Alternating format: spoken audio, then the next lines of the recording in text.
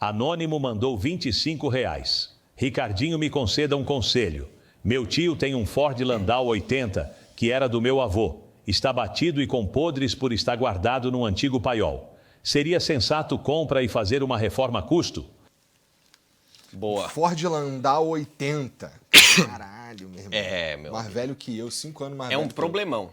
Quase 8 metros de comprimento, para ser mais preciso. É grande aquele carro. Lembra que eu falei lá aquela dica pro nosso querido que estava querendo comprar o Escort, o Cadete? Tem que ver o chassi. O chassi, a estrutura desse carro é o que é irreparável. E não é que é irreparável, mas, cara, tu vai ter que realmente pegar partes estruturais e, artesanalmente, tu vai ter que fazer aquilo ali de novo em metal. Primeiro, tem pouquíssimos profissionais que fazem isso no Brasil. Como tem poucos, eles cobram caro pela hora. E como o carro tem 8 metros, vai hora pra Entendido. caceta. Então... Tá dizendo aqui, ele já tá dizendo aqui de cara que o carro tá guardado e com os podres. Mas ele pode estar com podre na lata. Pode. Podre na lata, externa, massa. Até porque tu pode comprar um outro paralama, um outro capô, uma outra porta, um outro porta-mala. Mas tu não tem como comprar um outro chassi. Porque daí, na real, tu nem pode fazer essa parada. Porque daí vai ser outro carro. Porque daí cada chassi tem o seu número e aquela placa é daquele chassi, pelo menos aqui no Brasil é assim que funciona. Então não vale a pena. E aí até assim, não é que não vale a pena. Às vezes quando dá um porradão muito grande, já viu que os caras no desmanche cortam o carro na metade para vender só a parte que ficou boa ainda? E aí tem uns caras que emendam essa porra. Nossa senhora, cara. Exato, emenda. Mas aí o que tu vai fazer com esse carro? Tu vai só desfilar com ele, porque pode dar merda pra valer. Tem a forma certa de fazer essa emenda. Por incrível que pareça, tem a forma certa. Que, inclusive, não é simplesmente você botar um no outro e fazer um cordão de solda. Tu tem que fazer um monte de amarrações no carro. Tipo, isso vai fazer, inclusive, com que o carro fique mais pesado e tal, do que ele era originalmente falando. Se for da forma correta para você fazer esse tipo de reparo. Mas, normalmente, não vale a pena. Vale a pena você vender esse carro para quem, de repente, só quer andar na maciota, dar uma desfilada, ou você só dar uma desfilada no carro e curtir o resto da vida desse carro, e pegar um outro, né? Mas, novamente, o Landau, ele tem podres, sim, principalmente ali, junção ali do vidro traseiro, porta-mala e tudo mais, porque entrava muita água ali, acumulava muita água naquela posição, mas o chassi deles é bom. O chassi deles, normalmente, é bem resistente, então dá para você conseguir ali reparar. Provavelmente, esse Landau deve ter salvação. Leve no seu funileiro ali de confiança. Tiver andando. Exato. Provavelmente tem. E é uma mecânica relativamente tranquila ali, né? É um 302 ali, né, da Ford ali. É um motor que foi bem fabricado aqui no Brasil. Como é que era o Del Rey? Del Rey 85? Del Rey, 85, ele era o quadradão. A mecânica dele, eu acho que era o CHT, que é o mesmo motor da Ford lá, que equipou os primeiros Escorts, né? Essa época, 85, não chegou a mudar para AP. É um carro, eu particularmente não...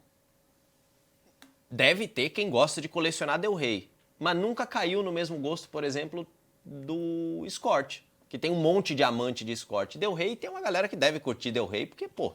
Meu pai teve 2 Del Rey. Ele teve um 85, aí era prata. E aí o carro era prata, 2 portas, não tinha ar-condicionado, não tinha toca-fita, que na época o brabo era ter um toca-fita. Era. E aí foi ficando muito ruim o carro, não sei o que, ele vendeu e comprou um 88. Isso eu tô falando de 2000 e pouco. Ele comprou o Del Rey. Já eram carros bem usados. Velhaço. Aí esse 88 dele já era 4 portas, tinha ar e tinha o toca-fita também. Boa. Era um Del Reyzão guia. Esse era um azul marinho, inclusive. Nossa, cara, ele andou muito nesse carro mesmo. Muito. Eu só vi meu pai com 2 carros a vida inteira. Del Rey e depois o outro Del Rey. Só isso. Na época era um bom carro, né? Vale lembrar ali, hoje, a gente fala, pô, mas hoje a gente não tem... Cara, na época a gente não tinha importação de carros permitida para o Brasil. Não é que não era permitido, mas era proibitivo você ter um carro importado. Então, as opções que a gente tinha eram os carros vendidos aqui no Brasil. O que, de certa forma, ajudou por um lado, mas atrapalhou pelo outro.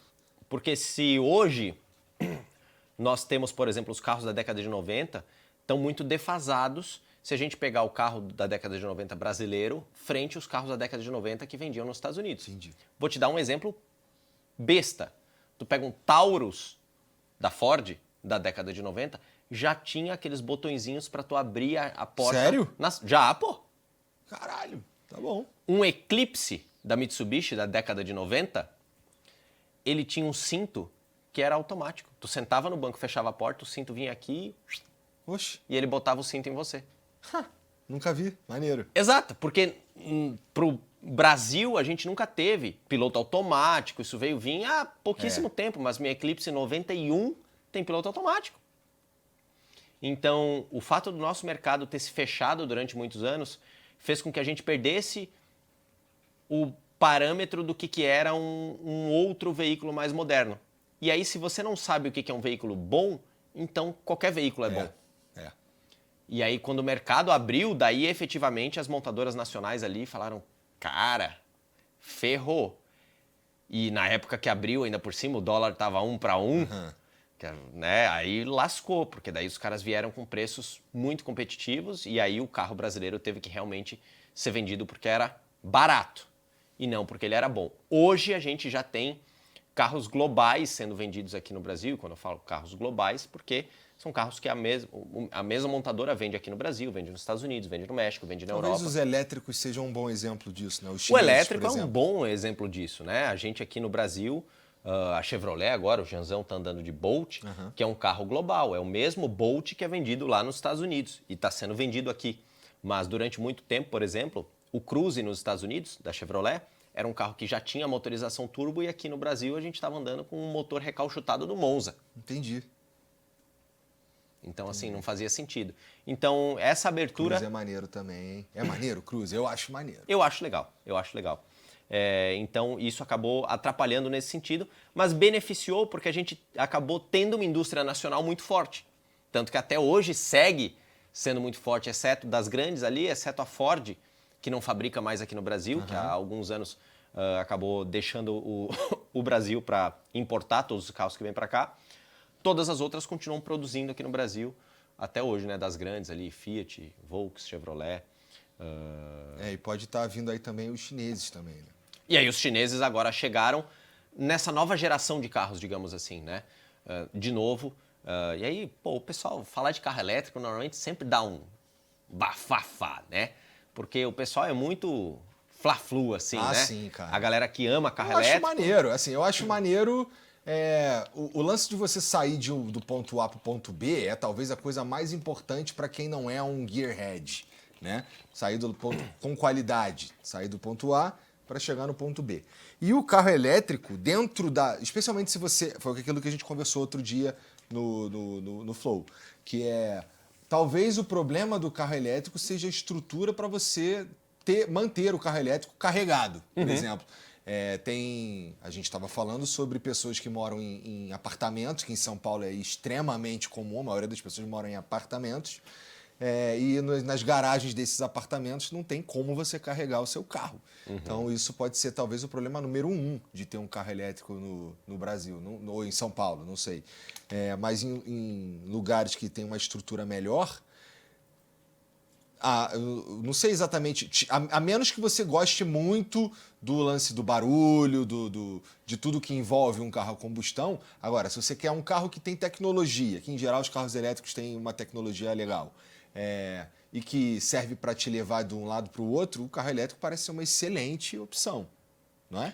Sem sombra de dúvidas, né? A gente vê ali a chegada desses carros elétricos, os chineses, vamos botar assim de maneira...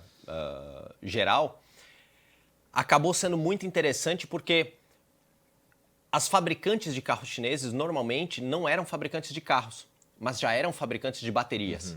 Se você pegar as grandes hoje, já fabricavam motores, já fabricavam baterias para outras aplicações, mas elas nunca fabricavam carros.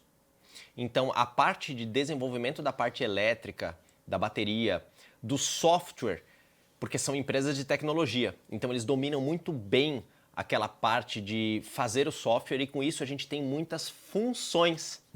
Funções de estacionamento, de piloto automático, de uma infinidade de coisas que os carros elétricos dessa última geração chegaram no Brasil e trouxeram com vantagens ou que fazem aquilo ali, mas de uma maneira muito melhor do que, por exemplo, até comentei que eu fiquei um final de semana com o Teu Fusion e eu achei o piloto automático adaptativo dele meio lelé. Ele demora um pouco para reconhecer que um carro entrou na tua frente e a hora que o carro sai, tem um outro, sei lá, 30 metros adiante e ele vem loucão. Fala, não, meu irmão, tá fechada a porra lá, meu, tá acelerando, tá doido. Acontece. Então, os carros elétricos, por serem feitos por empresas que já faziam software, têm uma programação muito superior, por exemplo, a veículos de combustão feitos por montadoras legacy, que eles chamam lá, montadoras de legado. Mas, em contrapartida, também tem o outro lado da equação, que é, eles não sabiam fazer carros. Então, aí eles tiveram que se juntar com alguma montadora que sabia fazer carros. Então, hoje a gente vê as grandes fabricantes de carros elétricos chineses são parte de outras montadoras, né? Eu não vou falar aqui, mas porque não tenho 100% de certeza, mas eu sei que a Volvo foi comprada por uma montadora de carros elétricos chineses. Então, a Volks tem uma fábrica de carros elétricos chineses que eles pegaram a tecnologia dos elétricos e, ao mesmo tempo, a fábrica chinesa pegou a tecnologia de carros da Volks. Entendi. Então, começou a rolar isso e aí, nesse caso, os dois se beneficiaram, né? Porque o carro elétrico chinês hoje tem muita tecnologia que já foi feita e desenvolvida dos carros das montadoras que já estavam há 100 anos fazendo carro e as montadoras que não sabiam fazer carro elétrico começaram a ter motores e baterias mais eficientes porque os chineses viraram ali realmente referência na fabricação de baterias ao redor do mundo, né?